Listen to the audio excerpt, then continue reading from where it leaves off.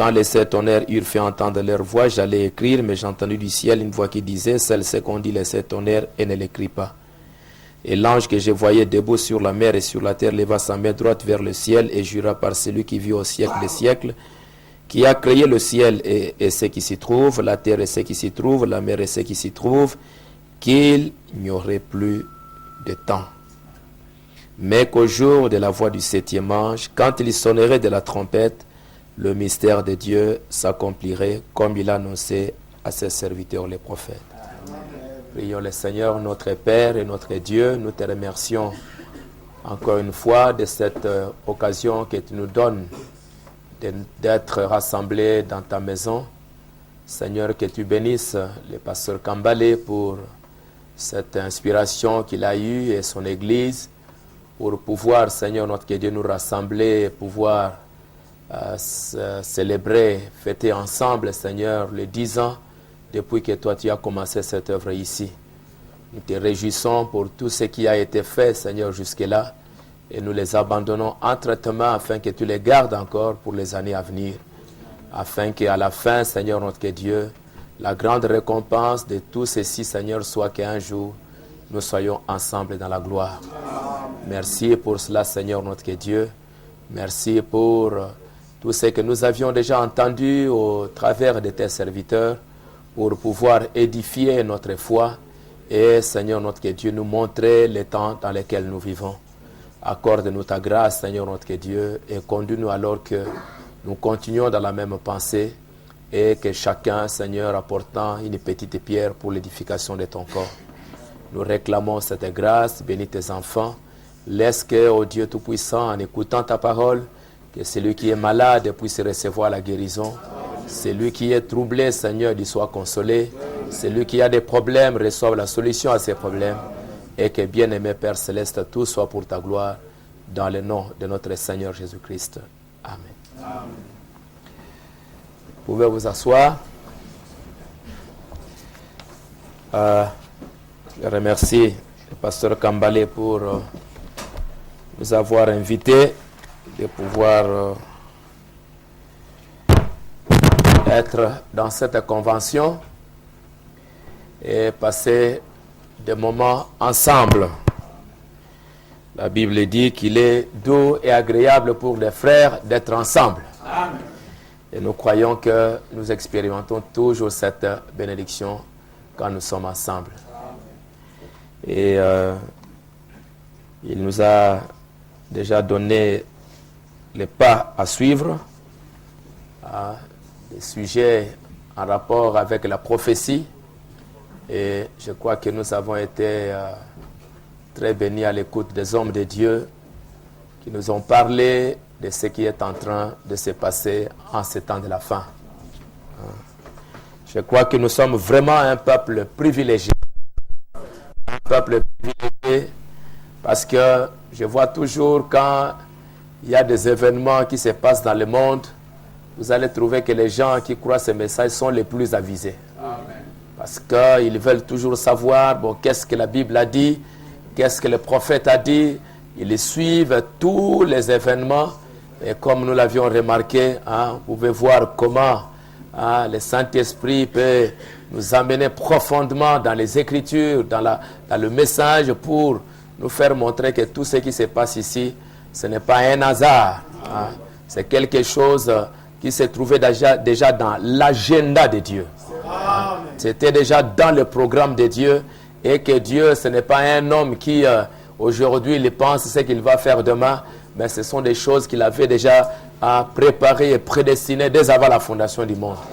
Et qu'il a envoyé ses prophètes tout au travers de la Bible pour nous annoncer des grands événements qui doivent s'accomplir en ces temps de la fin. Et surtout, nous sommes un peuple privilégié parce que nous sommes les derniers. Comme le prophète l'a dit, que nous sommes la dernière génération des mortels. Amen. Donc, après nous ici, il n'y en aura plus. Donc, nous sommes les derniers qui vont être des mortels.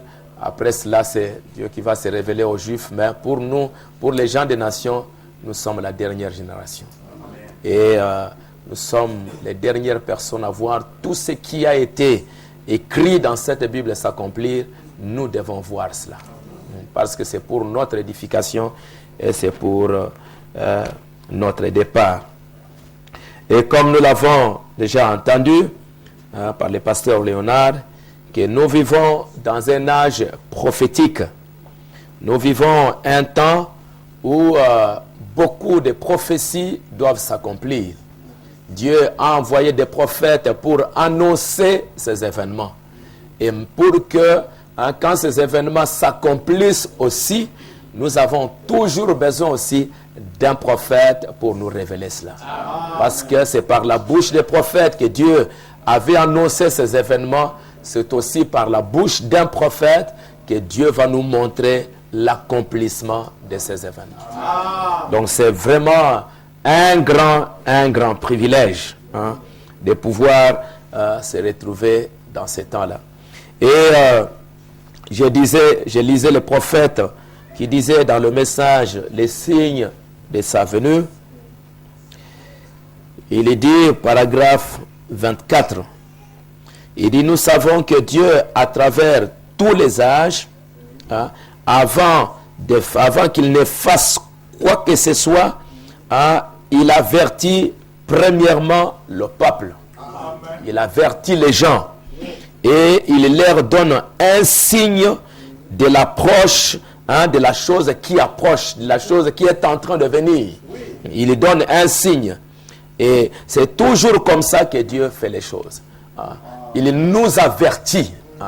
Parce que toutes ces choses dont nous entendons les prophètes à parler et nous écoutons les hommes de Dieu en train de nous parler, ce ne sont pas juste des événements qui vont arriver comme ça et puis bon, nous partons.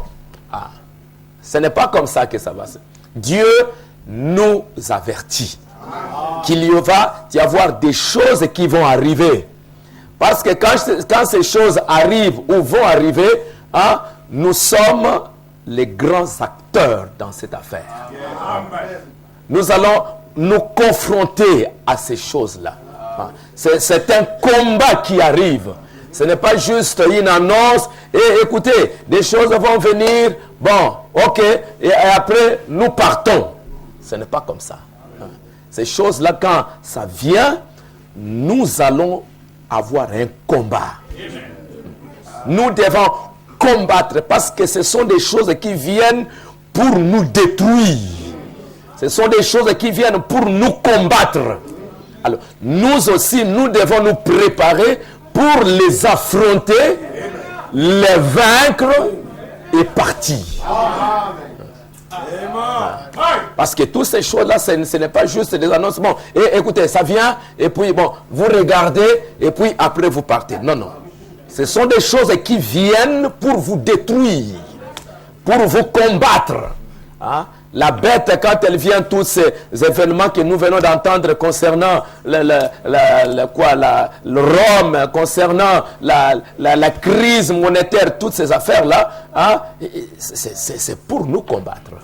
C'est pour combattre l'épouse. Et Dieu nous avertit que ça va venir. Et quand il nous avertit que ça va venir, il nous dit aussi que quand ça vient, regardez comment vous allez vous comporter pour vaincre ça. Parce que c'est une bataille. C'est un combat. Donc quand nous écoutons, Dieu ne nous informe pas, comme le prophète, le pasteur Kambil a dit, ce n'est pas juste une information. Mais il nous révèle, il nous dit, voilà, mes enfants, il y a ça qui va venir. Il y a ça, ça va venir. Ça va venir. Alors, vous préparez-vous. Préparez-vous. Ça va venir comme ça va faire ça, ça va faire ça. Et vous aussi, regardez, pour vaincre, il faut prendre cette position. Et nous sommes privilégiés. Parce que nous sommes dans un combat. Le combat qui avait commencé au ciel et s'est descendu sur la terre, nous sommes les derniers acteurs dans ce combat. Et avant de partir, la Bible dit, c'est lui qui vaincra. Et je crois que par la grâce de Dieu, nous allons vaincre. Nous sommes l'épouse pour vaincre. Amen. Donc Dieu est en train de nous avertir. Hein, de nous avertir et de nous armer aussi. Hein, de nous armer pour vaincre le diable. Le prophète de Dieu dit dans le message, la tempête qui arrive, ou la tempête qui approche, il dit ceci.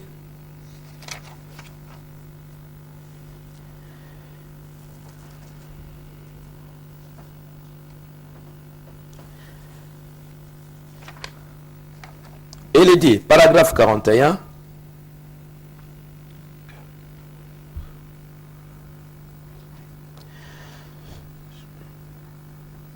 Jésus parlait ici d'une tempête qui approche et qui doit frapper chaque homme et chaque femme qui est dans le monde.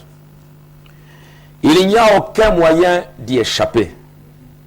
Cette tempête vous frappera l'un ou l'autre jour. C'est en fonction du genre de fondation que vous avez que votre maison tiendra le coup ou pas. Donc, on nous a parlé aussi de la fondation. Beaucoup de vies ont été épargnées grâce aux dispositions prises en vue des tempêtes.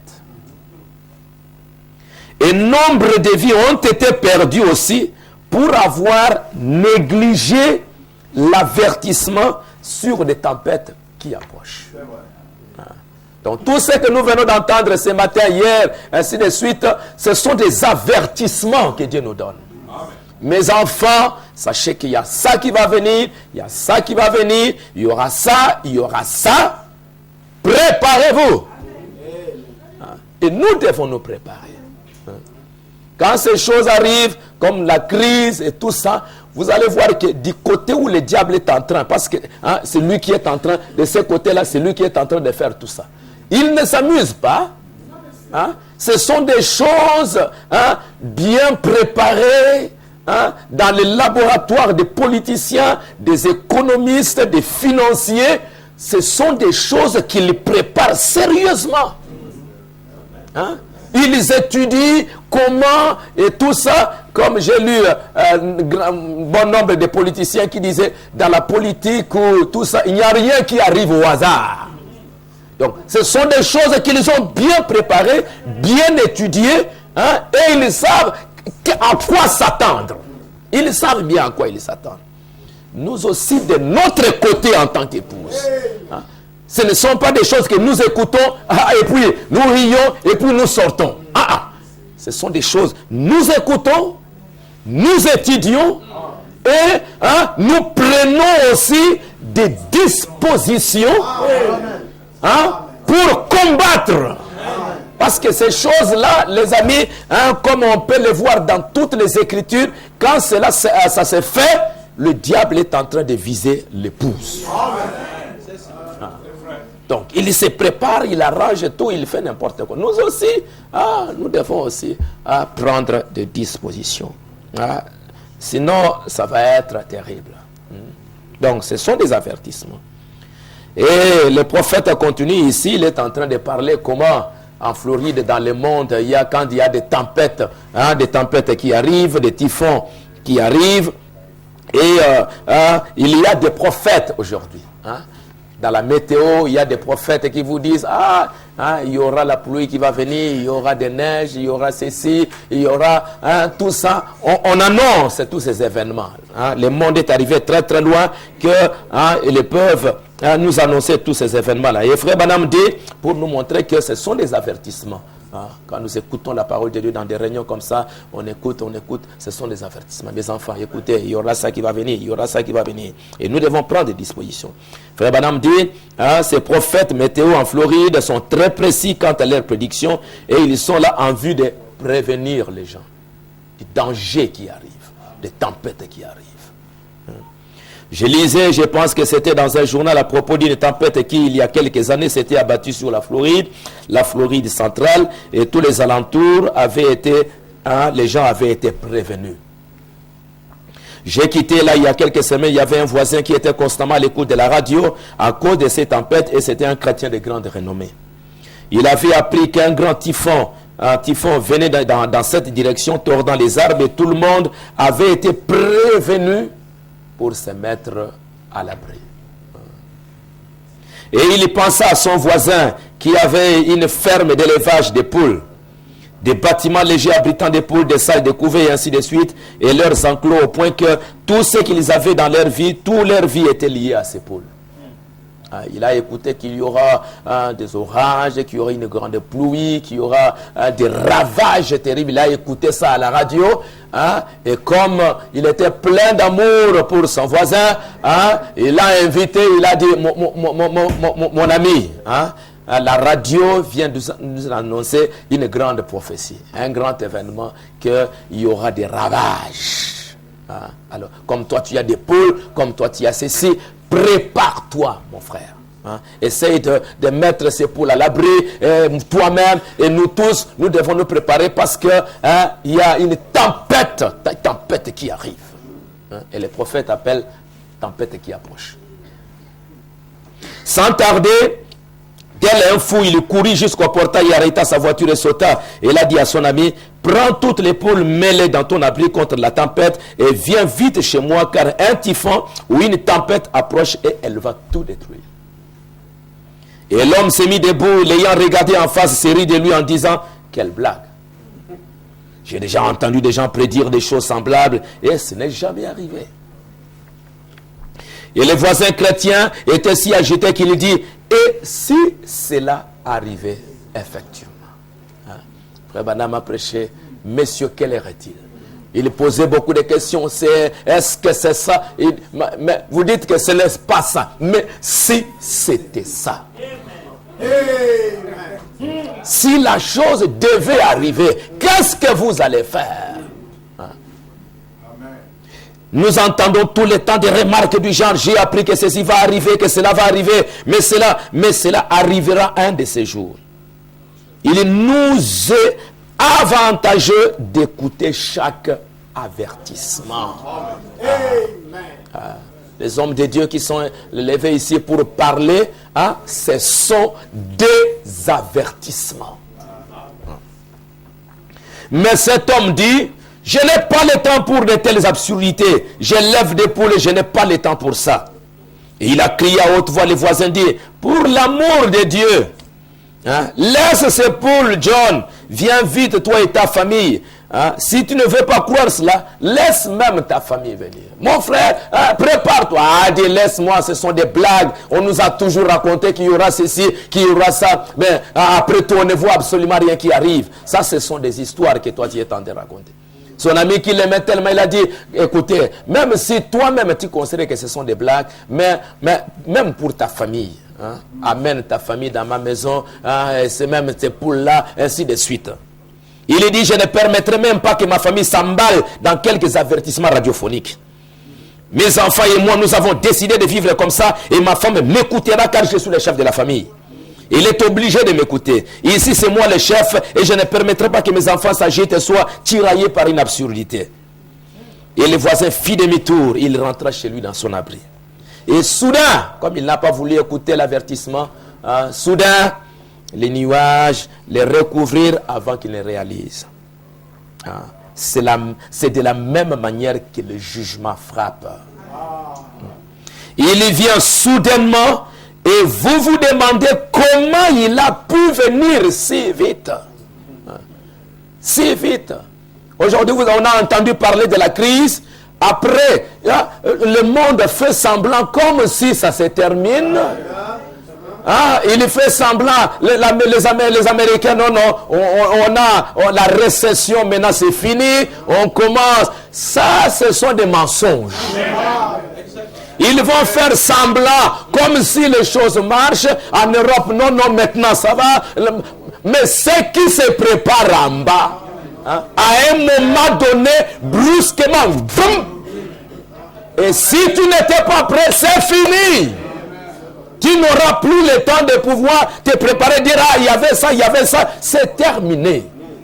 Parce que Dieu ne perd pas son temps. Il a déjà parlé, on voit la chose s'accomplir, la chose est en route. Amen.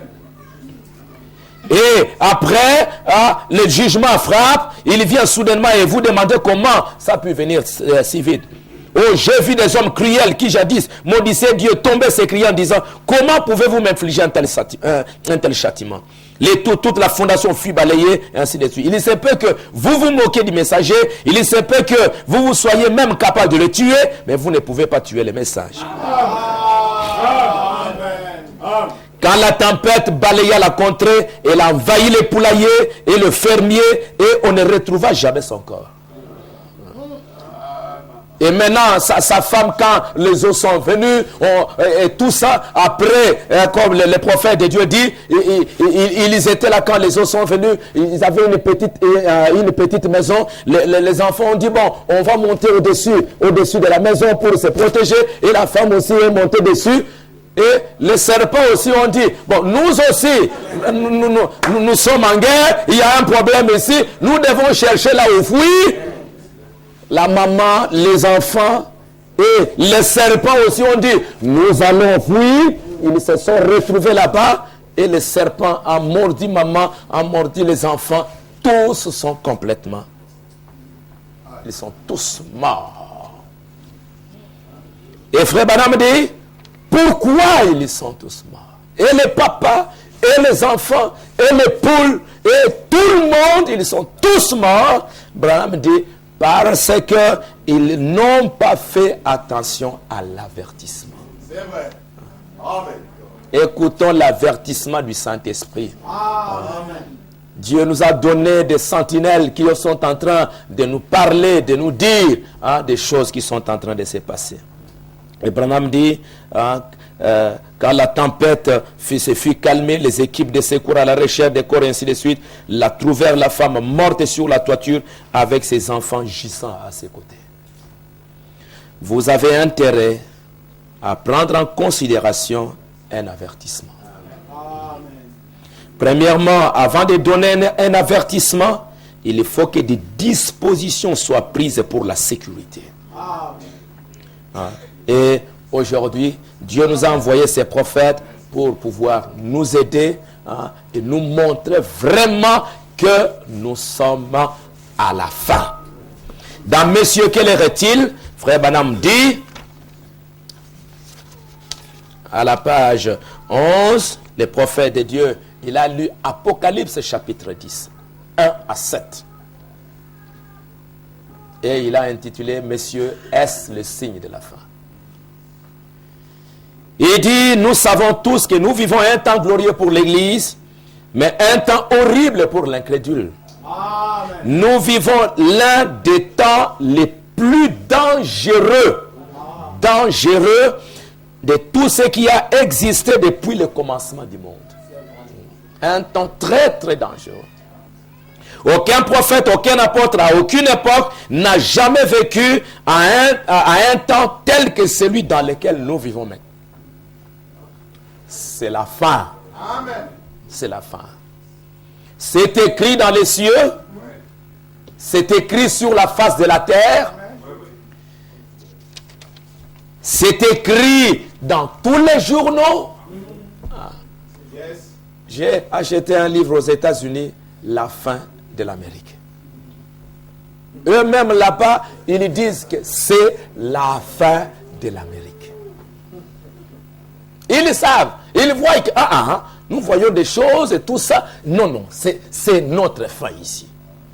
Mais malheureusement, même s'ils voient que c'est la fin, mais ils n'ont pas un moyen pour fuir. Mais nous avons reçu la grâce, nous voyons la fin, et Dieu prépare une voie pour échapper à ces jugements. C'est ça la grâce de Dieu pour moi. Parfois, vous allez voir que tous ces événements sur la crise, vous allez voir que parfois, même des hommes politiques, même des philosophes et tout ça, ils en parlent, ils disent, mais il y a quelque chose qui ne va pas, ça ne va pas, c'est la fin, c'est la fin, c'est la fin. Mais ils disent ça, ils s'arrêtent là.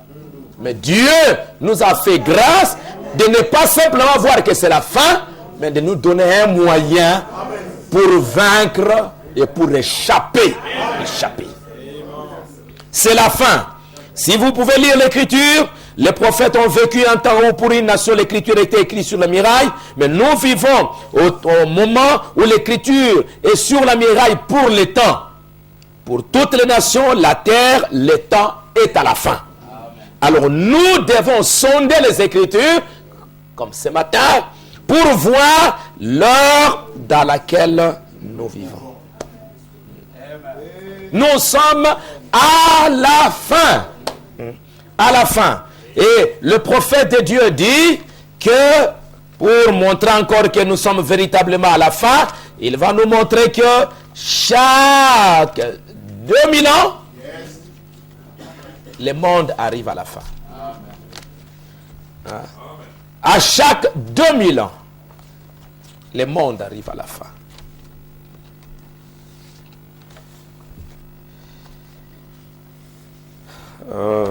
C'est bien juste de répéter un peu la même chose pour que ça entre. Pour que ça entre vraiment. Parce que sinon, parfois, on peut être très, très distrait. On peut être très distrait. On va quitter ici comme on l'a entendu. Bon, c'était bon, c'était... Non, frère. Quand nous allons quitter ici, n'allez pas juste... on nous a dit que la crise. Non. On vous a dit que c'est la crise. Mais qu'est-ce que toi, tu dois faire? Cette crise-là, elle ne vient pas comme ça et puis elle ne va pas passer comme ça. Elle aura des répercussions graves. Il y a un but pour lequel cette crise est en train de venir. Il y a un but derrière. Et ce but-là, c'est vous qui êtes la cible. C'est vous, l'épouse, qui êtes la cible. Ce n'est pas pour rien, ça ne vient pas pour juste... non. Les méchants, que ce soit les hommes d'affaires, même si ils pleurent, et bon, ça c'est le jugement, ils vont aller en enfer. Mais toi, pourquoi ça vient? Il faut me demander, pourquoi ça vient? Branham dit dans le message, que ferez-vous? Que ferai-je de Jésus appelé le Christ?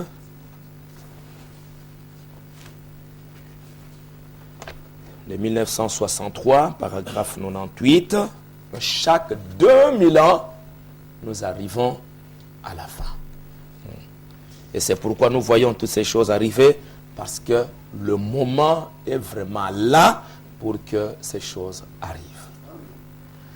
98, le prophète de Dieu nous dit, on est en 1964, n'est-ce pas? Et je pense qu'on affirme qu'il y a encore 17 ans selon le calendrier. Et nous sommes en 64. 1964, ce qui fera 36 ans d'ici le 21e siècle. Ici, on était encore en 64. En 63 vers la fin. Tous les 2000 ans, le monde arrive à la fin du système mondial. Le système religieux. La fin de tous les systèmes. Tous les 2000 ans, le monde arrive à la fin du système mondial. Le système religieux, la fin de tous les systèmes. Et Dieu doit entrer en scène. Amen. Il l'a fait du temps de Noé. Amen. Les premiers 2000 ans. Yes. J'avais lu dans l'histoire que depuis Adam jusqu'à Noé, ça s'est passé à peu près 2056 ou quelque chose comme ça. 2000 ans. Branham dit, les deuxièmes 2000 ans, le système est revenu à notre texte de ce matin, au jugement. C'était quand Jésus comparaissait devant Pilate. Et il a de nouveau envoyé sa parole. Il a envoyé sa parole par un prophète du temps de Noé pour avertir son peuple, pour leur dire que, mes amis, c'est la fin, préparez-vous, Dieu va détruire le monde. Et pour vous qui va croire la parole, qui allez croire la parole, l'arche est ici. Noé était en train de travailler, de construire l'arche pour que ça soit un moyen pour échapper au jugement. Et le deuxième 2000 ans, c'était à partir de Noé jusqu'à Jésus-Christ. Et là aussi, Dieu devait détruire le monde. Il devait détruire le monde. Et quand il est venu, au lieu de détruire le monde, comme lui-même a pris notre place. Amen. Il s'est détruit lui-même. Il est mort à notre place. Il a pris nos péchés. Il a versé son sang. Et malgré ça, une nation a été détruite. C'est Israël. Israël, comme nation, ça a été détruit. Et puis, ils se sont dispersés dans le monde entier. Et les gens ont rejeté. Il a de nouveau envoyé sa parole du temps de Jésus. La parole manifestée dans la plénitude. Et les gens ont encore rejeté cela. 2000 ans encore. Noé jusqu'à Jésus, 2000 ans, c'était la fin. Une nation détruite, Jésus a pris notre place. S'il n'avait pas fait ça, c'est le monde qui allait être complètement détruit. Et aujourd'hui, depuis Jésus-Christ, jusqu'au moment où le prophète était en train de prêcher, on est en 1964. Et Branham dit, il reste encore 36 ans pour qu'on totalise encore 2000 ans. Et la parole a été apportée et l'organisation l'a rejetée. À ce moment-là, en 1964, on attendait 2000 ans, l'an 2000. Mais écoutez qu'aujourd'hui, nous sommes en l'an 2009.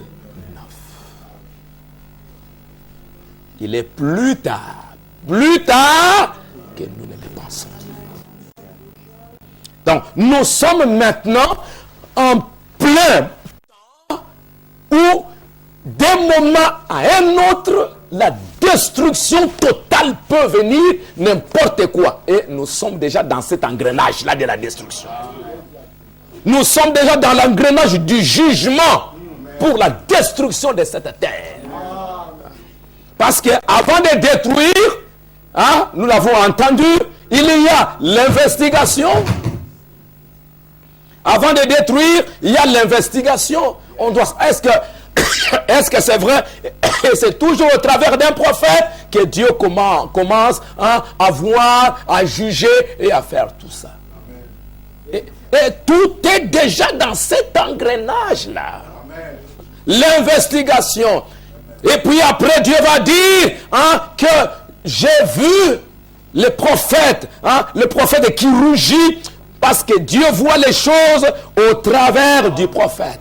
Au temps de Lot, Dieu a dit, j'ai entendu les péchés, j'ai entendu les cris, j'ai appris tout ce qui se passe à Sodome. Je vais descendre pour voir si cela est vrai. Et quand Dieu est descendu pour voir, il n'est pas descendu dans la colonne de feu en train de regarder. Il est descendu, il est entré dans un homme. Et au travers de cet homme-là, il est venu pour se rendre compte de ce qui s'est passé. Ce qui arriva au temps de Lot arrivera de même à l'avènement du Fils de l'homme. Un temps pour voir, pour remarquer, est-ce que c'est vrai? Et aujourd'hui, en ce temps de la fin, Dieu vraiment est descendu.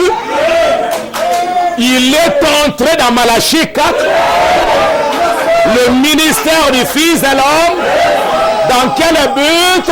Pour voir ce qui se passe sur la terre. Toutes les promesses de Dieu en ce temps de la fin nous montrent que nous sommes au temps du jugement, nous sommes au temps de la destruction. Parce que la promesse pour ce temps, Dieu, Jésus-Christ dit, ce qui arriva du temps de Noé, arrivera de même à l'avènement du Fils de l'homme. Et le temps de Noé, c'était la destruction, c'était le jugement. Ce qui arriva au temps de Lot, arrivera de même. Sodome et Gomorrhe ont disparu. Hein? Dieu a jugé ce monde-là et c'est fini. Et après, hein, le prophète de Dieu se tiendra là. Il dit, hein, Dieu dit, j'ai vu, allez maintenant, j'accuse cette génération. J'accuse au nom de Jésus-Christ, je condamne cette génération. Je vous condamne parce que vous n'aviez pas écouté la voix de Dieu. Hein, vous êtes condamnés parce que il n'avait pas prêché ça. Ici, il prêche la tempête qui arrive, le jugement qui arrive. Ça, c'était vers les années 60. Mais maintenant, en 1963, après que le juge soit descendu, il dit maintenant, je condamne. Je condamne. Et mes amis, nous sommes vraiment à la fin. Et Branham me dit, à quel point sommes-nous proches? Peut-être qu'il est plus tard que nous ne le pensons. Nous sommes à la 2009. 2010. Dans quelques jours. Et cela peut arriver à tout moment. Noé a prêché 120 ans. Amen.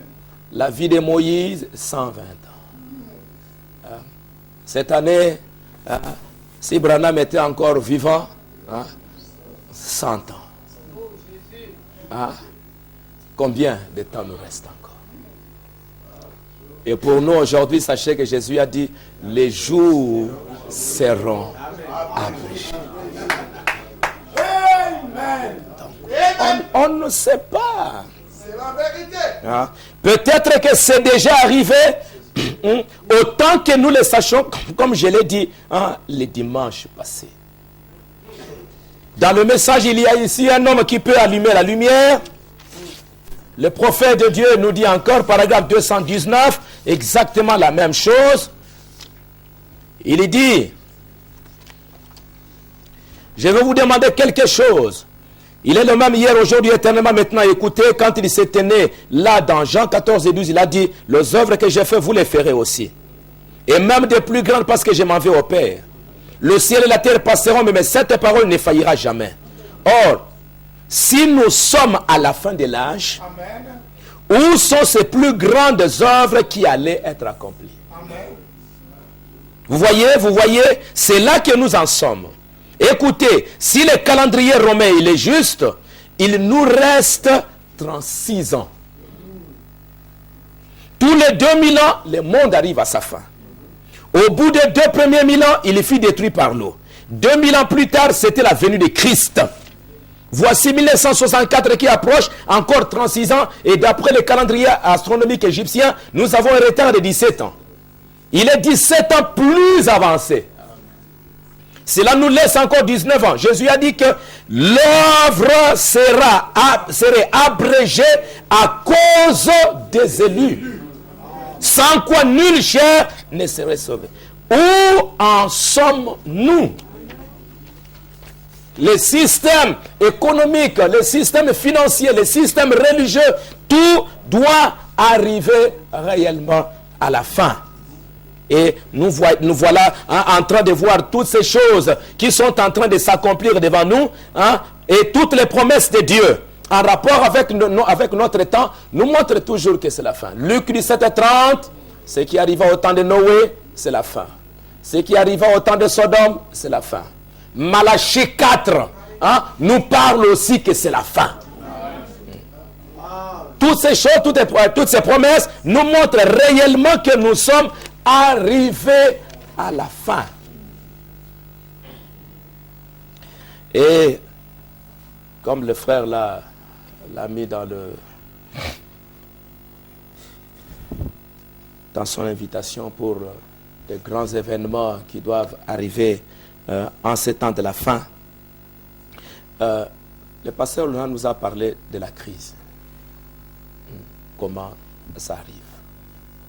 Mais j'aimerais ajouter à ce qu'il a dit pour vous montrer que à la base de tout cela, il y a quelque chose à quoi nous devons vraiment veiller.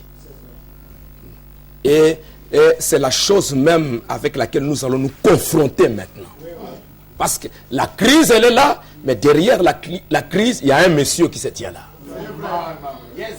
Il y a un monsieur qui est à la base de tout ce qui est en train de se passer. C'est Rome.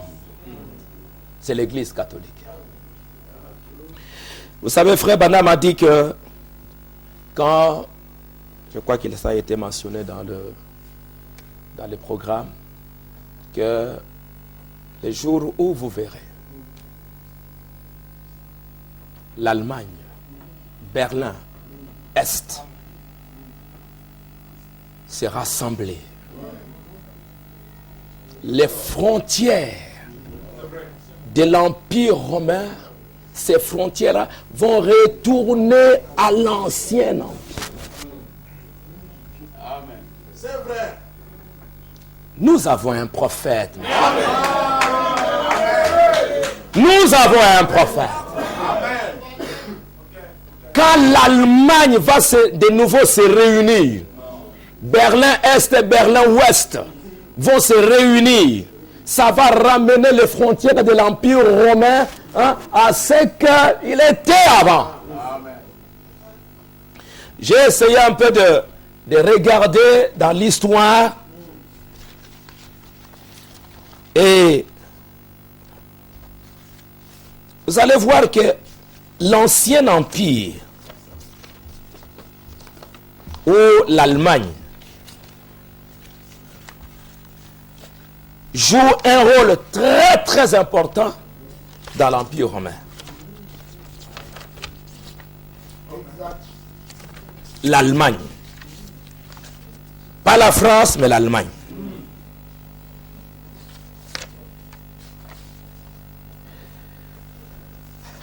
À un moment donné, l'Empire romain était appelé le Saint-Empire romain germanique.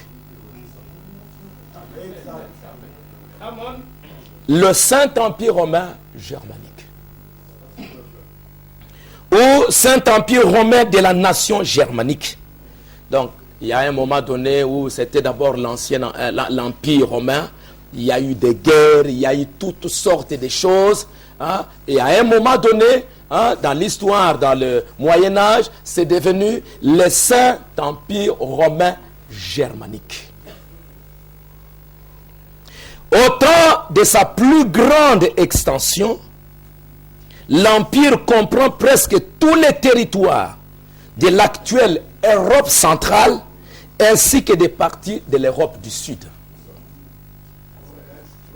Et c'était une superficie d'à peu près 6 500 000 km². Et cet empire romain, avec son nom, le Saint-Empire romain se réclame directement de l'Empire romain antique, qui se raccroche, tout comme l'Empire byzantin, à l'idée d'une domination universelle. Et quand j'ai regardé, jusqu'en 1806, le Saint-Empire romain germanique est l'appellation officielle de l'Empire, souvent abrégée par SRI ou Sacrum Romanum Imperium. Et tout ça, au centre là-bas, c'était l'Empire allemand. Cet empire romain comprenait tous les bassins de la Méditerranée, l'Europe, l'Asie occidentale, est un peu comme l'Afrique du Nord. Excusez-moi, est-ce qu'il y a comment d'enlever ça? Et quand j'ai regardé même la carte,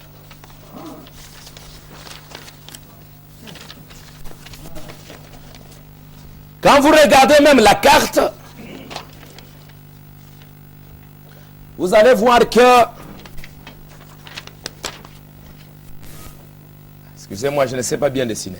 Hein? Il y a ici la Grande-Bretagne, il y a ici l'Europe, avec l'Espagne et tout ça, avec un peu l'Italie qui vient là, et puis une partie de l'Asie, la Serbie, toute cette partie-là, ça faisait partie de l'Empire romain. Aussi une partie de l'Afrique, l'Afrique du Nord. Il y a la Mauritanie, la Libye,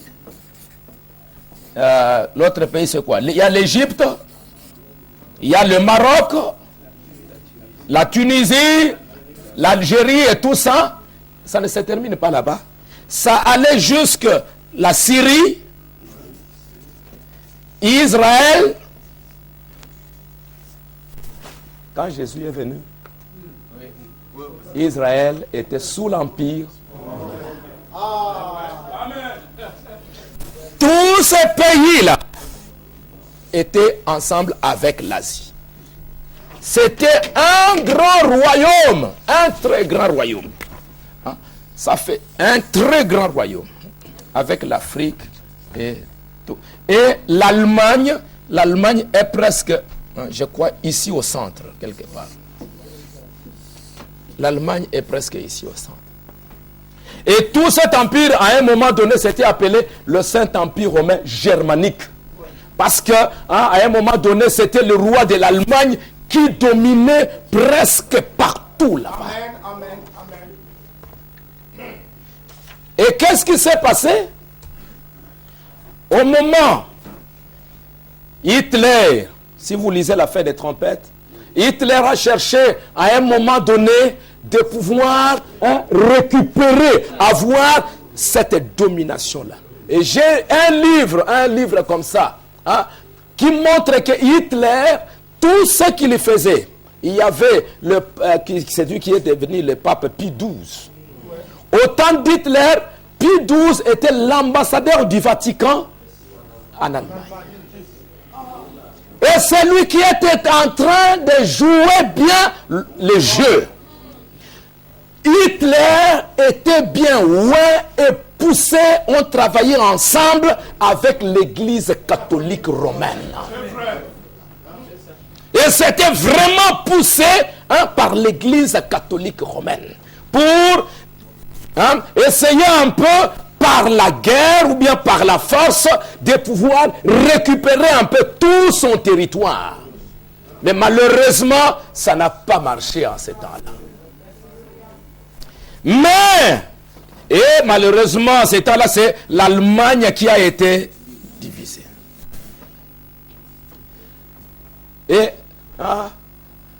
Frère Branham me dit maintenant que quand les deux Allemagnes vont se réunir,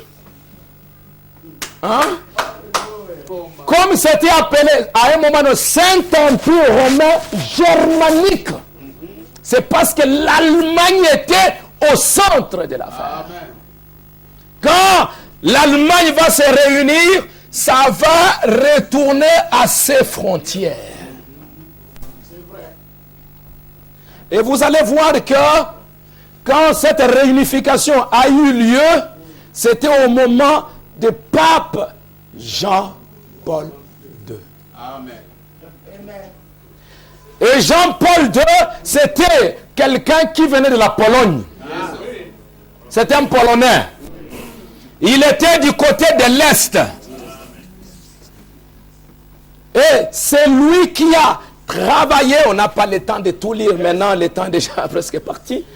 C'est lui qui a vraiment travaillé pour la chute du communisme. Amen.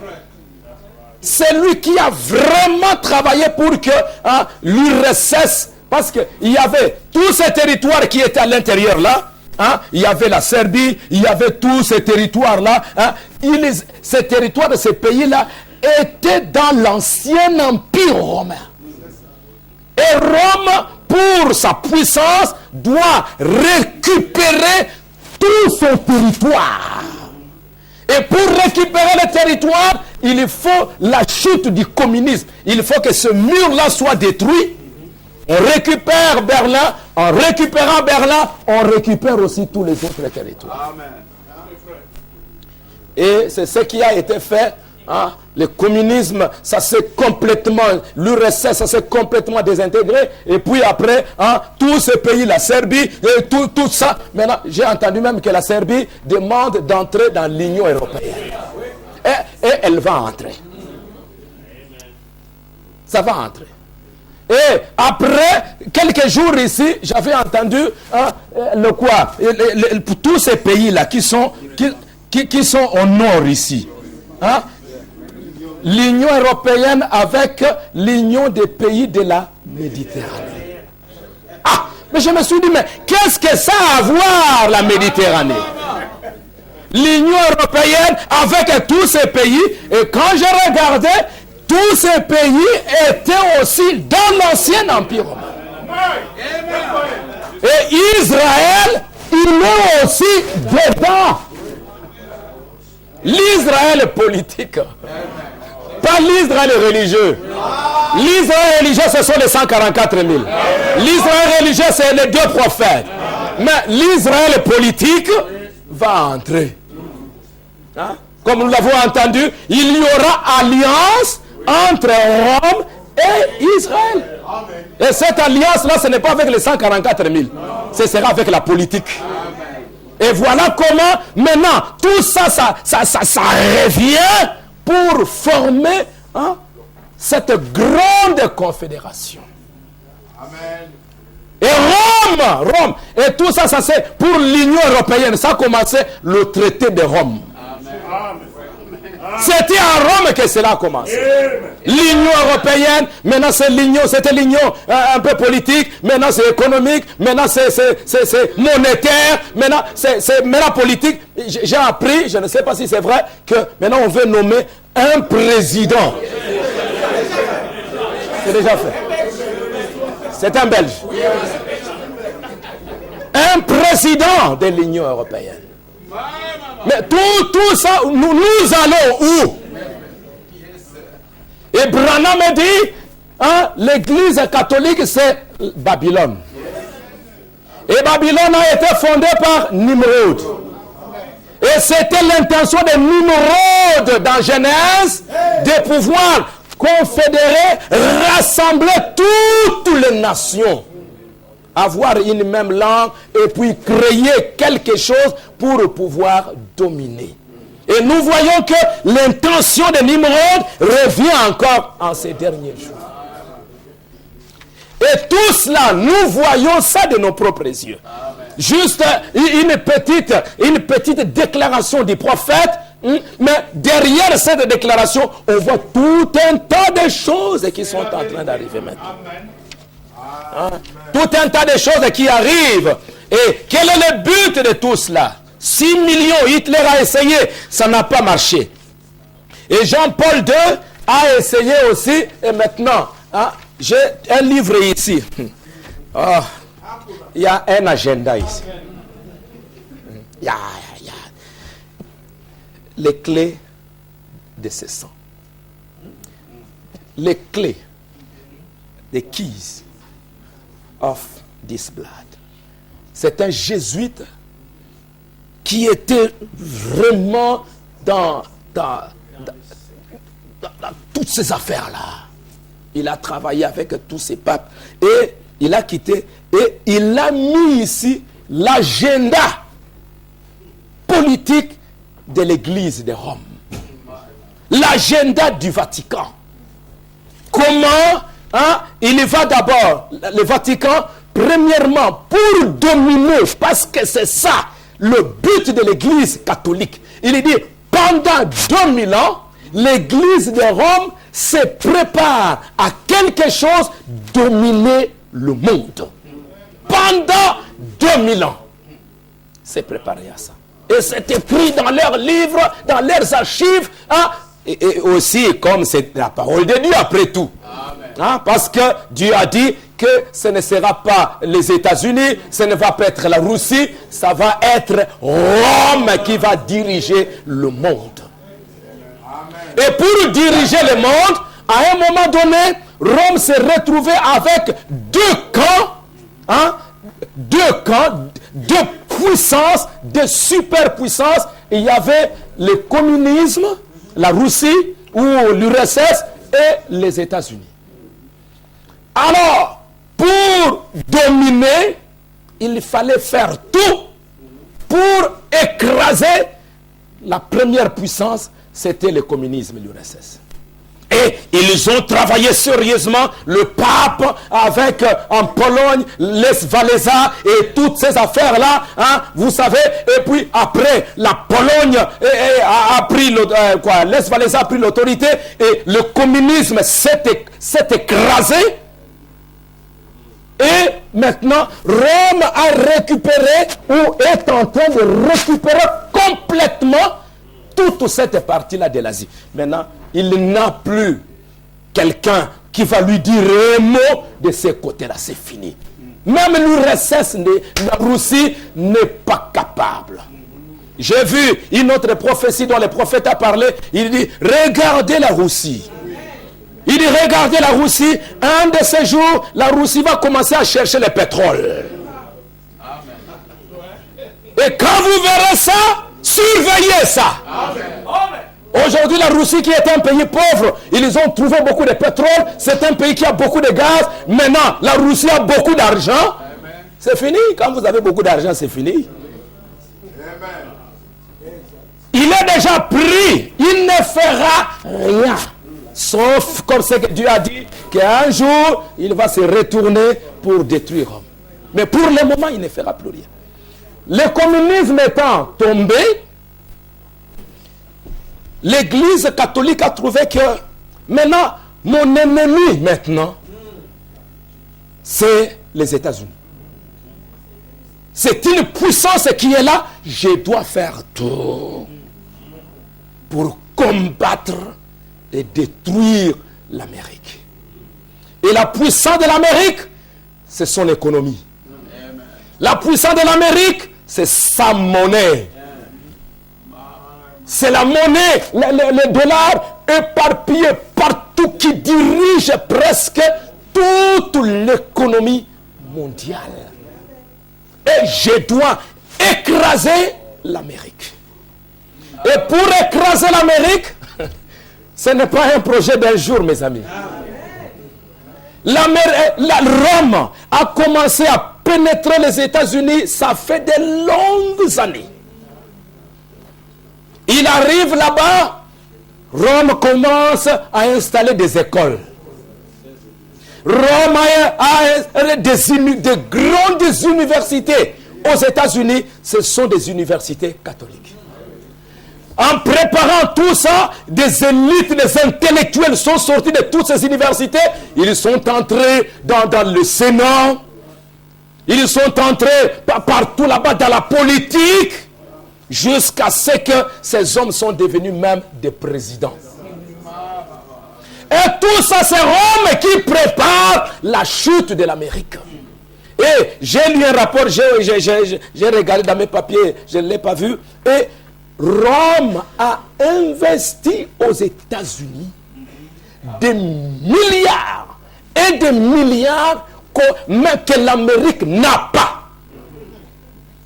Des milliards et des milliards sont dans des banques américaines. Ce sont des banques catholiques qui sont là. Mais quand vous regardez, vous allez voir que c'est un monsieur qui est là. Mais ce monsieur-là, c'est un catholique. Et ces banques-là, pendant la crise ici, ces banques-là n'ont pas eu de problème. Parce que ce sont des banques protégées par l'Amérique. J'étais en train de lire. Et qu'est-ce que Rome est en train de chercher? Ce sont des génies. Ce sont des gens très intelligents. Hein? Ils font des choses proprement. Ils ne s'amusent pas, ces gens-là. Ils sont entrés dans les écoles. Hein? Et même la Bible, ceux qui ont essayé de retirer la Bible des écoles. Hein? Frère Banama a parlé d'une femme qui est... Tous, ce sont des femmes catholiques. Et il y avait Abraham Lincoln. Oh là là. Abraham Lincoln qui a fait une déclaration assez terrible pour dire que, mes amis, l'église catholique que vous voyez ici, c'est un monsieur terrible. Les jours où les gens sauront, Abraham Lincoln dit, les jours où les gens sauront ce que l'église de Rome est en train de faire ici, il y aura une guerre interminable. Et j'ai parlé avec les catholiques. Ils ont dit leur plan pour cette nation américaine. Si j'en parle aux gens, si j'ai dit aux gens ce qui doit se passer, ça va être terrible. Mais je n'ai pas le temps de le dire. Et donc, nous voyons que les derniers ennemis, ça doit être l'Amérique. Et ils doivent tout faire pour pouvoir casser l'Amérique. Et en cassant l'Amérique, maintenant, Rome restera seule dans le monde et Rome va régner. Et c'est ce que nous sommes en train de vivre et de voir maintenant. Parce que la puissance de l'Amérique, c'est la puissance de sa monnaie. C'est son économie. Ce sont les finances. Et après, comme maintenant, nous l'avons entendu, et que Rome a tout l'argent du monde entier. Maintenant, qui va, avec des dettes que l'Amérique a, qui va payer les dettes de l'Amérique? Qui va payer ces dettes-là? Pour payer ces dettes-là, les États-Unis sont obligés d'aller chercher maintenant les pays les plus puissants au monde. Et le pays le plus puissant au monde, c'est le Vatican. Et Branham dit ceci, dans la manière d'un vrai prophète. Il dit, c'est ce qu'il nous faudra faire, sinon nous aurons à faire face à une réalité. Toutes les richesses du monde appartiennent à l'Église catholique. Elle a l'argent, elle a l'or pour racheter tous nos titres financiers.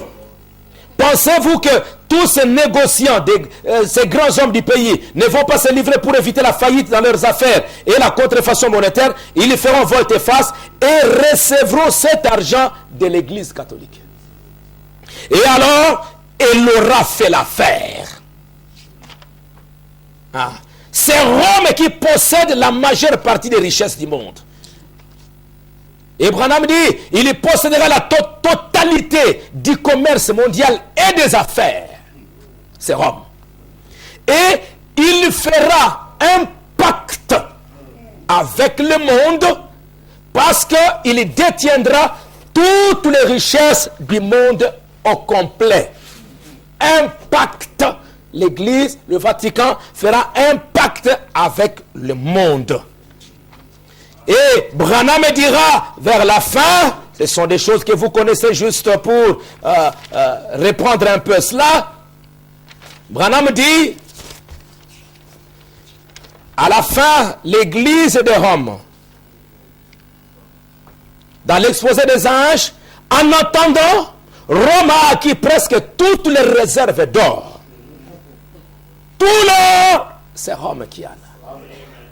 Et j'ai des citations ici où le pape a demandé à tous ceux qui sont des présidents catholiques dans le monde entier de pouvoir l'aider dans cette crise. Les Juifs ont les titres et tout l'argent. Autant marqué, la prostituée détruira le système monétaire actuel. La prostituée détruira le système monétaire actuel. En faisant rentrer tout l'argent et en exigeant l'or. Sans l'or, le système va s'effondrer.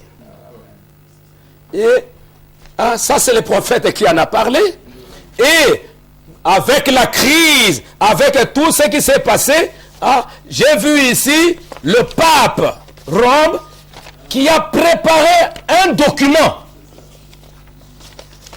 Un grand document qu'il appelle un pacte financier. Et dans toutes ces affaires, vous voyez que le pape, il est très très actif dans cette affaire. Amen. Très actif. Cette année, il est allé en Israël. Ce ne sont pas des choses inutiles. Il n'est pas allé se promener. Il n'est pas allé juste visiter. Un vieil homme comme ça, il n'a pas le temps d'aller juste à faire des visites inutiles. Il prépare quelque chose à moi. Et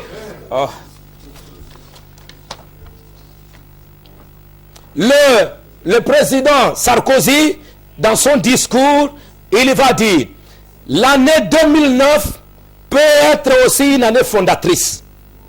2009 peut être l'année de naissance d'un nouveau capitalisme, d'un nouvel ordre mondial. Une année de progrès décisif vers la paix. Cela ne dépend que de notre volonté. La crise économique et financière, je le dis comme je pense, ce n'est pas une fatalité. Bon, il dit, nous devons trouver un nouveau système de régulation. Frère Branham a dit que la prostituée va changer le système monétaire actuel. Trouver un nouveau système, ce sera l'enjeu du sommet de Londres. Je puis vous dire une chose, l'Europe aura une position commune forte. Je puis vous dire une deuxième chose, nous n'accepterons pas un sommet qui ne décidera pas. Je puis vous dire une troisième chose, on ira ensemble vers ce nouvel ordre mondial et personne, je dis bien personne, ne pourra s'y opposer. Ça c'est Sarkozy, vous savez comment il parle, hein? Un autre dictateur. Un autre dictateur. Et c'est vrai. Frère Branham a dit que l'Amérique n'est pas une démocratie. Branham a dit que c'est une dictature militaire. Dans le 3e exode. Une dictature militaire. Ce n'est pas la démocratie, on nous trompe. Hein? Et toutes ces affaires-là, pour nous montrer réellement, mes amis, que nous sommes arrivés à la fin.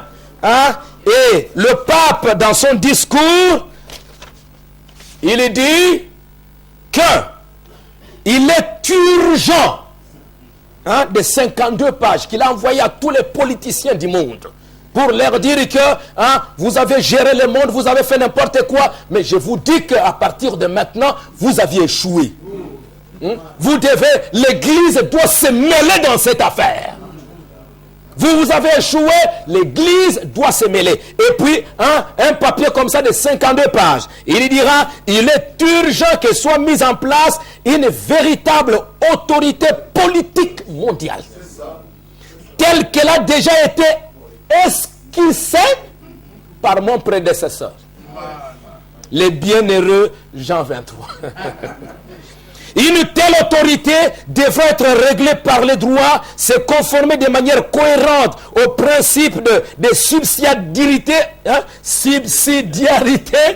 c'est un grand homme qui connaît le français, et être ordonné à la réalisation du bien commun, s'engager pour la promotion d'un authentique développement humain, dans l'amour. Cette autorité devra en outre être reconnue par tous.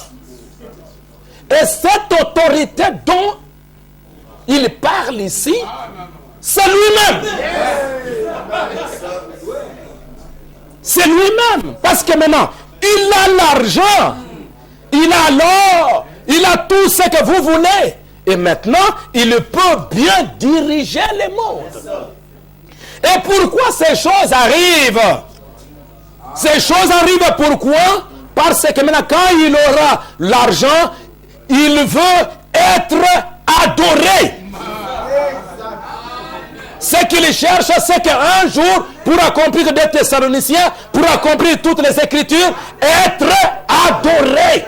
Qu'il soit la seule personne au monde qu'on doit adorer sur cette terre.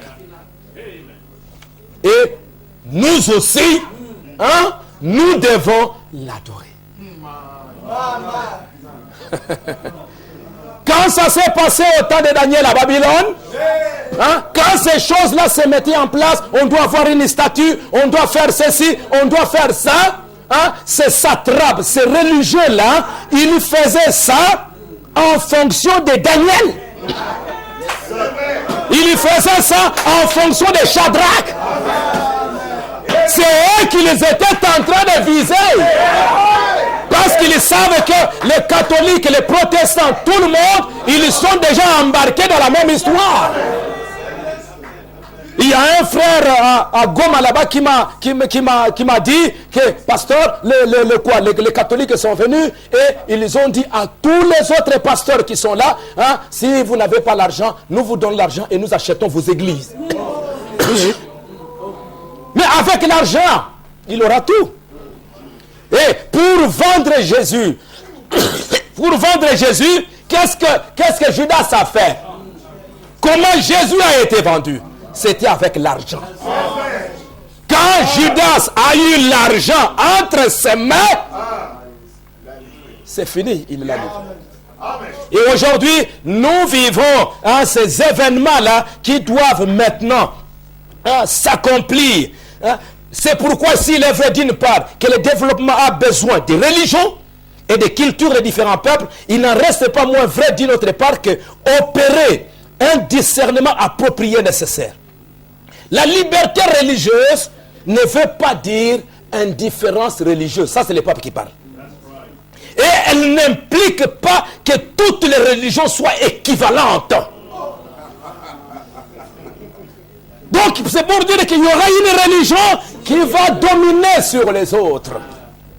Mais dans tout cela, mes amis, dans tout cela, ce que le diable est en train de faire, il est en train de préparer son coup pour nous montrer que réellement nous sommes arrivés à la fin. Le réchauffement climatique, on en parle. Le prophète dit ici que ça va arriver bientôt, conformément à l'Apocalypse au chapitre 16, qu'il y aura une grande chaleur dans le monde. Tous ces signes-là nous montrent vraiment qu'on est arrivé à la fin, Le pape se prépare proprement et correctement dans le but de dominer. Et la fin de cette domination-là, c'est nous qui devrions chercher à l'adorer. Il va nous chercher pour que nous puissions l'adorer. Mais Dieu va nous faire grâce. Si partout là-bas c'est la fin, si tous les signes nous montrent que c'est la fin, le Dieu, notre Dieu, qui laisse le diable en train de faire tout cela, la Bible dit, quand l'ennemi viendra comme un fleuve, quand l'ennemi viendra comme un fleuve, notre Dieu élèvera un étendard contre lui. Il se prépare. Nous aussi, l'épouse, nous devons nous préparer. Et sérieusement, tout ce que nous entendons, mes amis, ce n'est pas, c'est pour nous aider à nous préparer. Le diable se prépare, nous aussi nous allons. Dieu va nous donner un étendard que nous allons élever contre lui. Branham dit dans le temps de la fin, paragraphe 45, il dit, vous parlez toujours du monde devenu mauvais. Combien le monde est devenu méchant, c'est vrai. Mais regardez aussi comment l'Église devient plus glorieuse tous les temps. Nous manquons de regarder de ce côté-là. Jésus a dit, laissez-les croître ensemble. Alors que le monde devient de plus en plus méchant, l'Église devient de plus en plus puissante tous les temps. Et nous aussi, nous devons confirmer ça. Est-ce que vous me suivez? Nous devons confirmer ces écritures. Pendant que Rome est en train de devenir puissant, nous aussi de notre côté, nous devons nous préparer pour devenir puissants. Et pour devenir puissants, c'est la parole qui nous aidera à devenir puissants. Branham dit, quand l'ennemi vient comme un fleuve, l'Esprit de Dieu élèvera un étendard contre cela. Même s'il vient comment? Même s'il a tout l'argent, même s'il a toute la popularité, même s'il faut n'importe quoi, notre Dieu va élever un étendard. Alléluia, avançons. Les vents soufflent, déployez vos voiles. Avancez droit en face de la tempête. De quoi vous souciez-vous? Qui est le capitaine? Il s'en occupera maintenant. N'ayez pas peur, je suis toujours là. Hein? Et maintenant, Branham dit, remarquez encore, non seulement cela, mais quand tout l'enfer est lâché, tout le ciel est aussi lâché.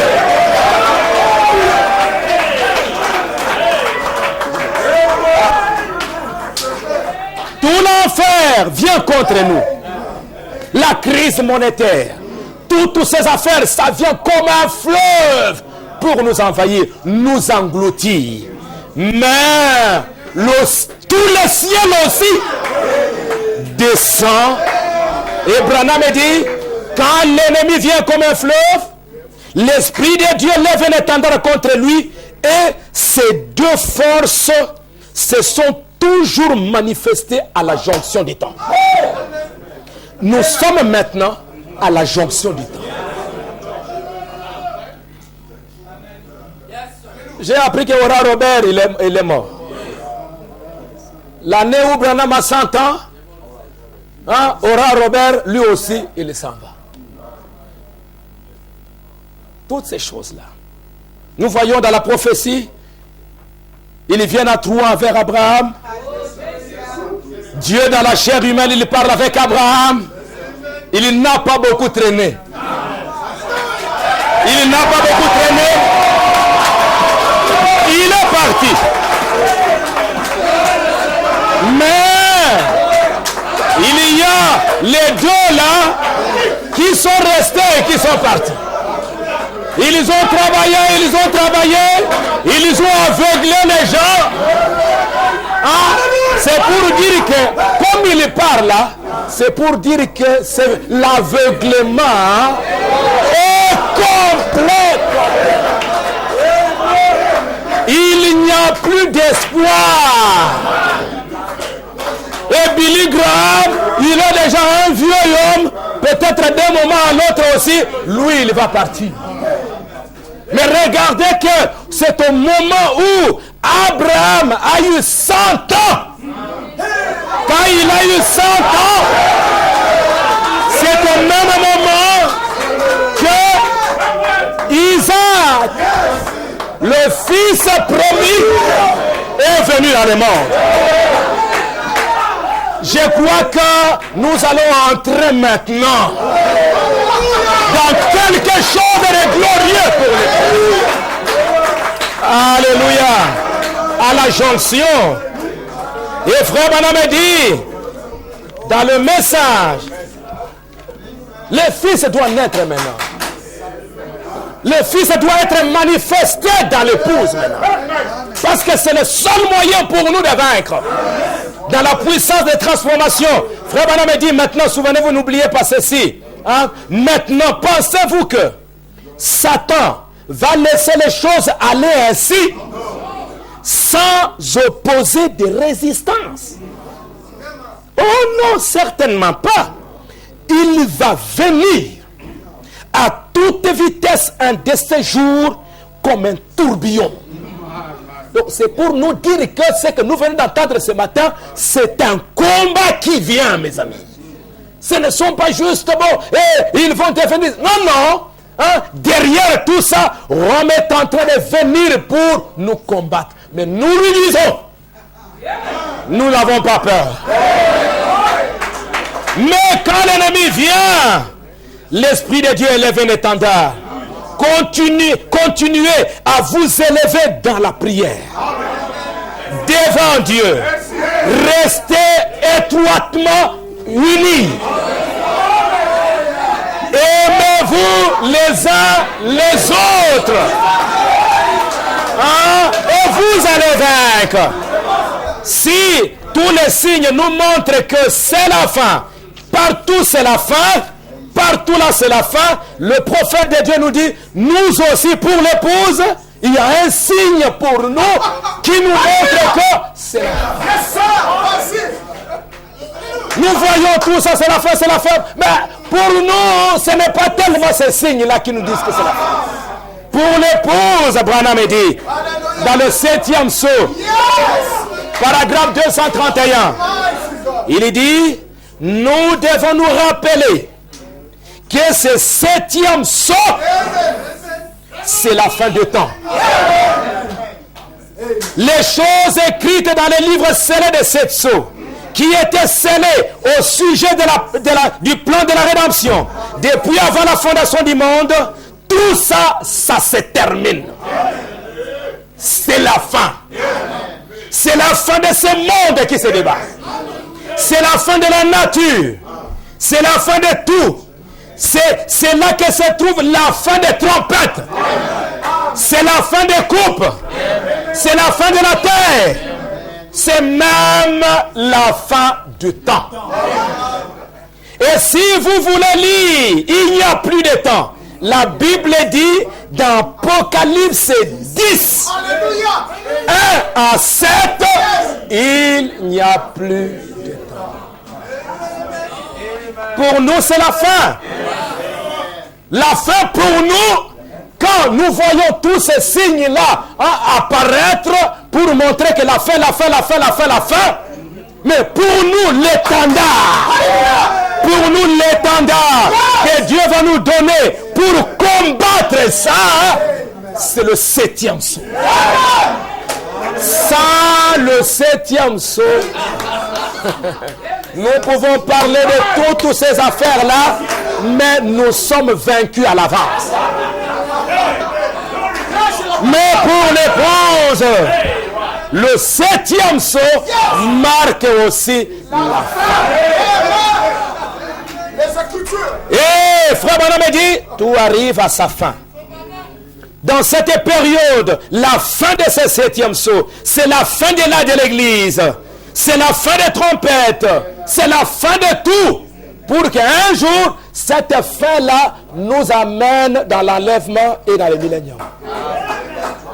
C'est la fin. Et le 7e psaume, frère Branham dit, le 7e psaume, à la paragraphe 77, le chapitre 8 révèle la scène du 7e psaume. Alors que rien d'autre n'est révélé. Ce n'est pas révélé dans le 7e psaume. Où ça n'a rien à voir. La révélation du 7e psaume n'émet absolument aucun son. Rien du tout. Un silence absolu. Pendant que ce que le diable est en train de faire, s'est mis dans le livre, s'est préparé, mais Dieu, lui, pour élever un étendard contre lui, il nous donne le 7e psaume.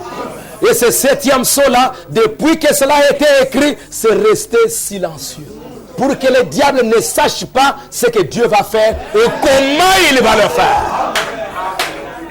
Parce que dès qu'il sait comment ça va se faire et qui va le faire, il viendra détruire. Regardez au temps de Jésus. Quand il a appris que Jésus était vivant et il était né, et on lui a dit que c'était à Bethléem. Regardez ce que le diable a fait. Il a envoyé l'armée pour aller détruire Jésus-Christ là-bas. Mais il ne l'a pas trouvé.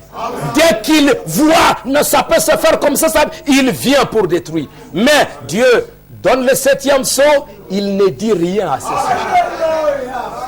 Et Branham dit, dès le commencement, dans la Genèse, ce 7e psaume Il en est question dans la Genèse.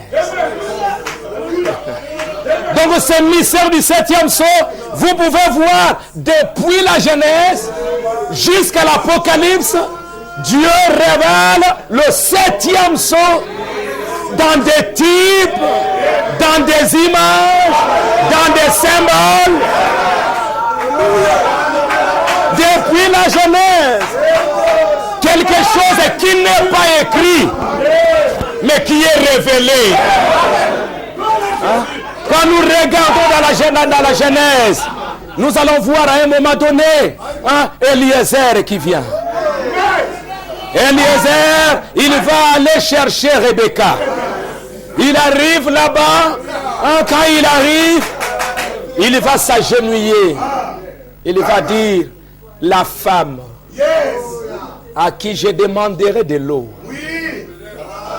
et qu'elle me donnera de l'eau, et qu'elle-même donnera de l'eau au chameau, soit l'épouse. Il y a deux parties. Il y a la première partie, donnez-moi de l'eau. C'est écrit. On peut lire. C'est écrit. Vous pouvez lire.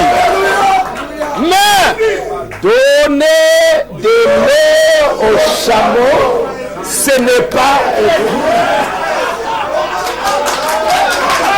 Ce n'est pas révélé.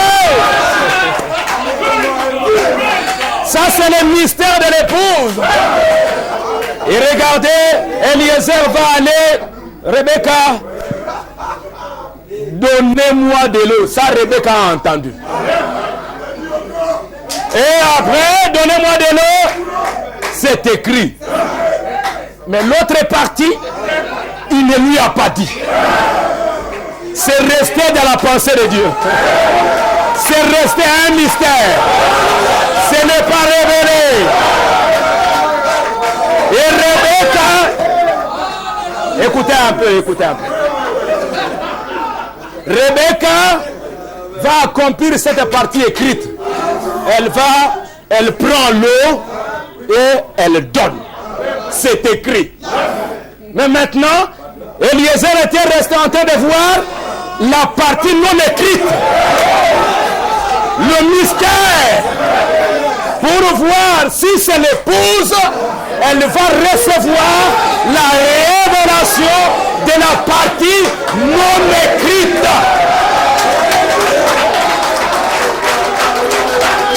Alléluia.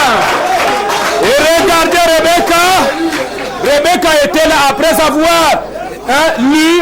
avoir lu, maintenant, elle va maintenant. Elle prend l'eau, elle donne au chameau. Elle prend l'eau, elle donne au chameau. Elle prend l'eau. Qui lui a dit ça? Si vous demandez à Rebecca, ce que tu fais là, c'est écrit où? C'est écrit où?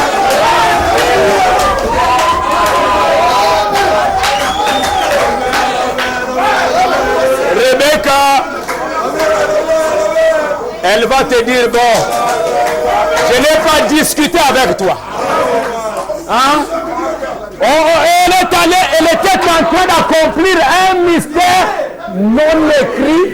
Et c'était cette révélation-là qu'il a identifiée comme épouse.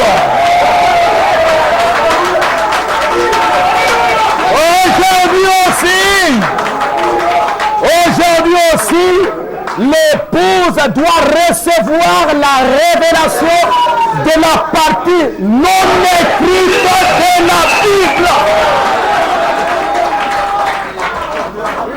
Ça, c'est Rebecca. Vous pouvez lui demander, vous pouvez lui poser des questions. Elle ne répond pas, mais elle est en train d'accomplir la pensée de Dieu. Aujourd'hui, nous aussi, l'épouse, nous sommes en train d'accomplir cette partie-là. Le 7e sceau. Vous allez lire Rahab.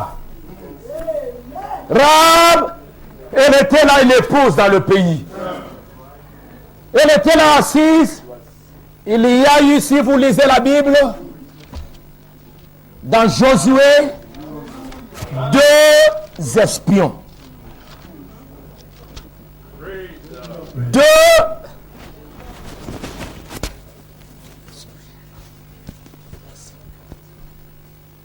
2 espions qui sont partis. Et quand ces 2 espions sont partis, la Bible nous dit, fils de Nun fit partir secrètement de Sittim 2 espions, en leur disant, allez examiner les pays, et en particulier Jéricho. Il fit partir ces 2 espions secrètement, dans le secret. Et quand ces 2 espions sont allés, ils arrivent dans le... 2, il y en avait 2. Ils entrent dans le pays, personne ne savait qu'il y a quelque chose. Ils arrivent là-bas, mais Rahab va recevoir ces 2 messagers qui sont venus dans le secret. Elle va les recevoir. Pas seulement ça, elle va les cacher.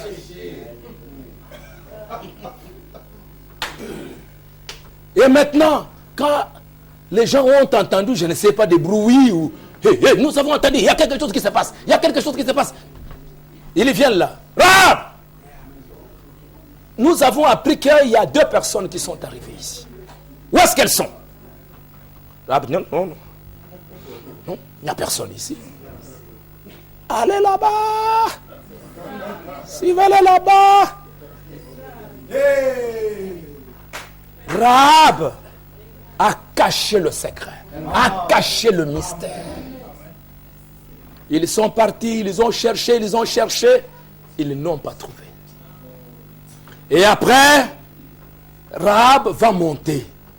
Il dit, mais voilà, moi, on voulait vous tuer, moi je vous ai reçu, moi j'ai entendu ce que Dieu a fait, et tout ça, vous êtes venus dans cette maison, je vous ai épargné la vie. Qu'est-ce que vous allez faire? Donnez-moi aussi une garantie, l'assurance. Donnez-moi l'assurance que vous laisserez vivre mon père, ma mère, mes frères, et vous allez les sauver. Ces espions sont entrés dans un secret, et personne ne les savait. La seule personne qui savait, c'était Rahab. Et le salut de Rahab, c'était aussi ça. Amen. Écoutez, ces hommes lui répondirent, nous sommes prêts à mourir pour vous si vous ne divulguez pas ce qui nous concerne. Amen. Gardez ça secret. Branham, ce mystère, ce 3e pôle, n'en parle à personne. Jean, tu as vu, n'écris pas, ne révèle pas ça. Maintenant, aujourd'hui nous le savons, mais en ce moment-là, personne ne le savait. Ne divulguez pas ce qui se passe. Et quand l'Éternel nous donnera le pays, nous agirons envers toi avec bonté et fidélité. Et regardez, après, elle a mis un fil rouge et elle a fait descendre les espions et les espions sont partis. Personne. Il y a quelque chose qui est arrivé. Un événement s'est passé qui concerne le salut de Rahab, mais personne ne savait ce qui était en train de se passer. Vous demandez, vous allez entrer dans la ville, mais il semble qu'il y a des gens qui sont entrés ici. Des gens qui sont entrés. Qui a vu? Ils sont où? Ils sont partout où? Mais quand vous allez demander à Rahab, il y a deux personnes qui sont arrivées. Rahab, il n'y avait que Rahab et ceux qui sont dans la maison de Rahab qui connaissaient le mystère. Et ce mystère-là, c'était le salut de Rahab. Si vous ne divulguez pas le secret, si vous ne révélez pas le mystère, aujourd'hui, dans ces derniers jours, nous voyons deux personnes. Apocalypse 10 nous montre qu'il y a eu deux personnes qui sont descendues, qui sont manifestées. Il y a l'ange puissant qui descend, Jésus lui-même. Il descend sur la terre. Il y a le septième ange. Branham dit, le septième ange, il est le messager du septième sceau. Et le septième sceau, c'est un secret complet. Ces deux hommes, ils sont venus sur la terre pour sauver Rahab. Ils sont venus dans les secrets, dans le mystère du septième sceau. Le monde entier ne connaît rien. Mais il y a une épouse. Toi, tu es l'épouse. À un moment donné, on croit que Branham, c'est juste un homme comme tous les autres hommes. Mais à un moment donné, quand l'ange est là, il descend, Branham dit, le septième ange, il est sur la terre. Et quand il descend, il entre dans ses messagers. Et il y vient.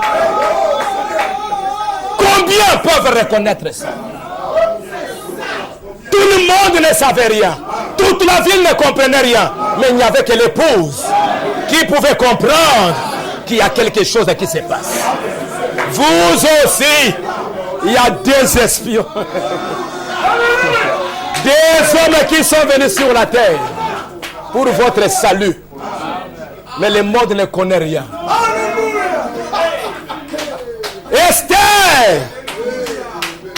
Esther, le mystère du septième sceau. Esther était l'épouse. Pour devenir l'épouse, Esther devait garder un secret, un mystère qu'elle ne devait pas révéler. C'est pourquoi aujourd'hui, il fallait que le septième sceau reste un mystère, mais ça va être révélé uniquement à l'épouse. Ce n'est pas une révélation en public. Esther était là. Mardochée lui dit, Esther, ton salut, ta gloire, ce sera que tu ne révèles pas ton origine. Garde ça secret. Et la gloire d'Esther, c'était parce qu'elle a gardé ce mystère-là. Elle est devenue reine. Personne ne savait que Esther était une juive. Si les gens savaient que Esther était une juive, elle ne serait pas parvenue à la mort. Elle a gardé secret. Elle est devenue reine. Personne ne le savait. Aujourd'hui, ce que nous sommes devenus, le monde ne le sait pas. Il y a quelque chose en vous. Quelque chose en vous que le monde ne sait pas. Mais bientôt, la chose va être révélée. Elle est devenue reine sous le mystère du silence. Et quand elle est devenue reine, après, l'autre est là, Naaman, c'est Naaman? Aman a commencé à faire la pression. On va tuer tous les juifs On va tuer tous les... Et quand Aman faisait ça, il ne savait pas que Esther était une juive. Nous devons remercier Dieu pour le 7e saut. Les gens disent, ce n'est pas écrit, alors ça ne nous concerne pas. C'est ce qui n'est pas écrit là, c'est ça notre vie. Ce qui n'est pas écrit là, c'est notre salut. Si Esther avait révélé ce qu'elle était, elle ne serait pas parvenue à la royauté. Aman a préparé le coup pour la destruction des enfants d'Israël. Mardoché vient. Mardoché dit à Esther, Esther, on a gardé le secret pendant longtemps, mais maintenant,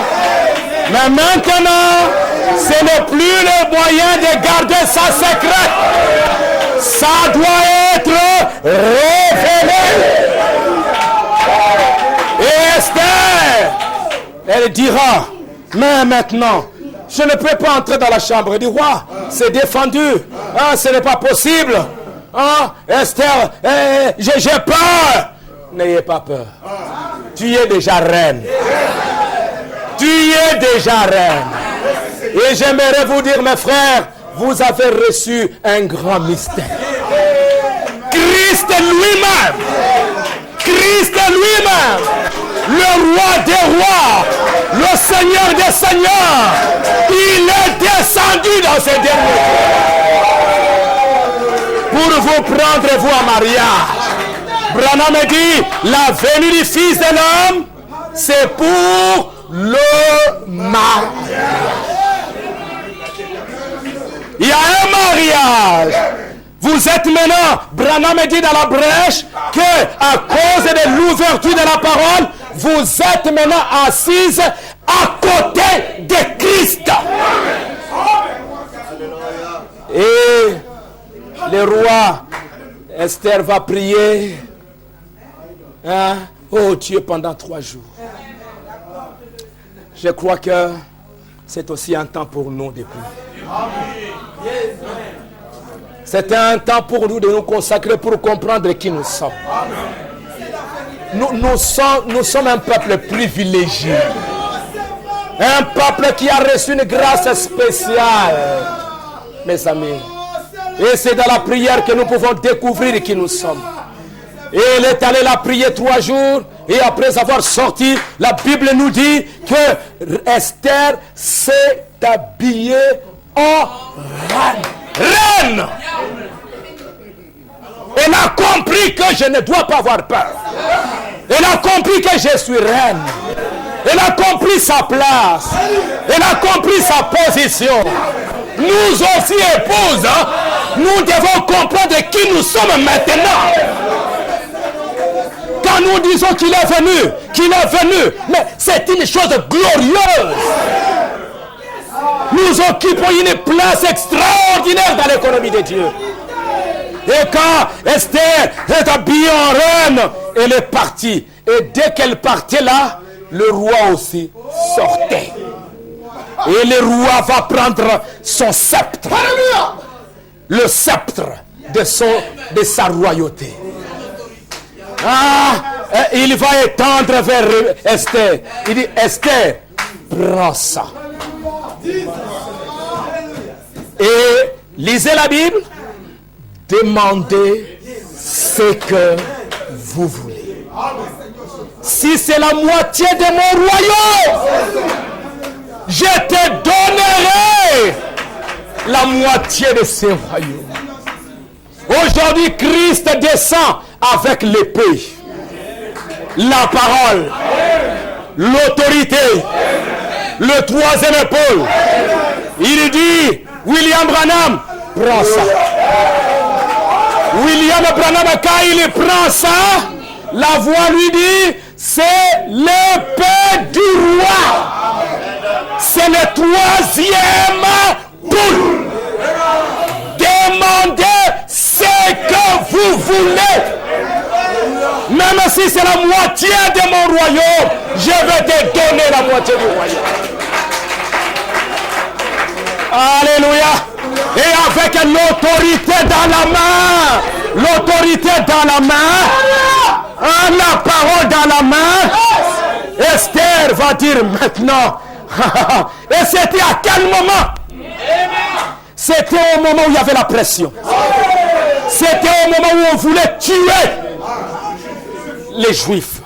Où on voulait les écraser.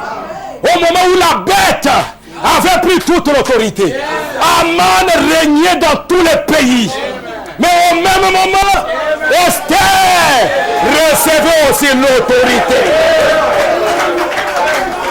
C'est pourquoi, laissez-moi vous dire, laissez vos serviteurs vous parler constamment du 7e sceau. Vous parlez du 3e épaule. Vous parlez de l'autorité que vous avez maintenant. Recevez cette autorité, mes amis. Le diable se prépare. Aman de ce côté-là, des campagnes partout, des lettres, et partout là-bas, je vais les détruire, je vais les détruire, je vais les détruire, je vais les détruire. Mais Aman, tu te prépares là-bas avec ta crise, tu te prépares là-bas avec ceci, tu te prépares ça, mais sache que Esther aussi, dans le mystère du 7e sceau, est en train de se préparer. Pendant qu'Esther se préparait là, même Aman ne savait pas ce qui était en dessous. Et quand elle a reçu l'autorité, après, elle appellera, le Aman viendra. Roi dit, Esther, qu'est-ce que tu veux? Esther dit, mon mari, mon chéri, je demande mon salut. Je demande la vie sauve. La vie sauve? Qui veut te tuer? Qui veut te tuer? Qui veut te faire du mal? Il y a ce monsieur Aman. Il veut me tuer. Mais te tuer, mais toi tu es une juive. Mais oui! Je suis juif. Aman qui était là. Le mystère venait d'être. À quel moment? Au moment où il y avait. C'est cet homme qui m'en veut. Il a fait ceci, il a fait ça, il a fait ça, il a fait ça. Comme déjà, Esther avait déjà le sceptre. Comme Esther avait déjà l'autorité. Même le roi ne pouvait rien faire. Même le roi ne pouvait rien faire. Nous avons l'ouverture de la parole. Nous avons l'autorité. Alléluia. Demande ce que tu veux. Je veux la mort de cette personne. Parce que j'ai reçu l'autorité. Et Branham me dit, mes chers frères, le 7e sceau, c'est le 3e épaule. Et le 3e épaule, attendez, dès que la pression va commencer, observez le 3e. Même si le diable prépare quoi? Même s'il va dire vous n'allez rien acheter. Même s'il va dire vous n'irez nulle part. Mais je vous annonce la bonne nouvelle. Le 3e épaule. L'autorité. Vous allez la manifester. C'est quand la pression était là que Esther, le mystère a été dévoilé.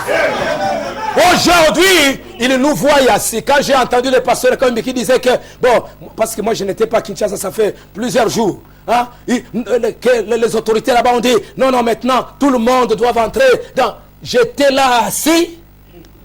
J'ai dit, J'ai dit alors, l'année prochaine, si c'est ça, c'est l'année où je vais bousculer les choses.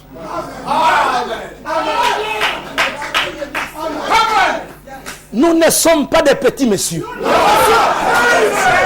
Nous ne sommes pas des petits messieurs. Nous sommes l'épouse. Alléluia. Israël dans le naturel, c'est un petit pays. Mais il n'y a aucun pays dans le monde qui s'amuse avec Israël. Vous jouez avec Israël, Israël va vous corriger. Nous sommes la sémence royale. Alléluia. Le monde s'amuse avec nous, nous allons les corriger. Nous avons la parole. Nous avons l'autorité, mes amis. Christ lui-même. Des grands soldats comme Kayumbi, comme les autres, les Didier, à Paris, partout là-bas, Mosaka, un peu partout. Vous allez vous jouer avec nous. Nous sommes très forts. Celui qui est en vous est plus grand que celui qui est dans le monde. C'est pourquoi, mes chers frères, le 7e saut, c'est l'étendard. C'est la chose que Dieu nous a donnée pour pouvoir vaincre. C'est pourquoi nous devons rentrer dans nos laboratoires. Étudier comment utiliser le 7e saut. Nous devons prendre ça, avaler, manger la parole, et nous allons vaincre. Que le Seigneur vous bénisse.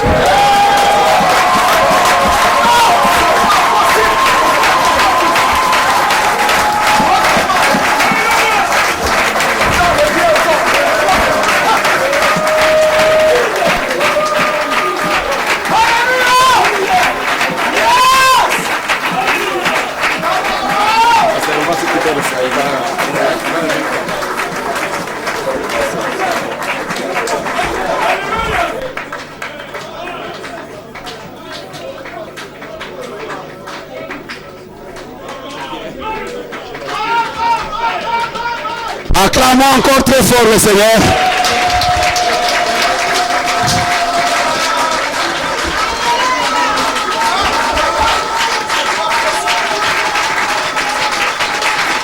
Amen. Que le nom du Seigneur soit béni. Que le nom du Seigneur soit béni. Ça c'est trop fort, n'est-ce pas? Comme William Branham disait, ça descend jusqu'à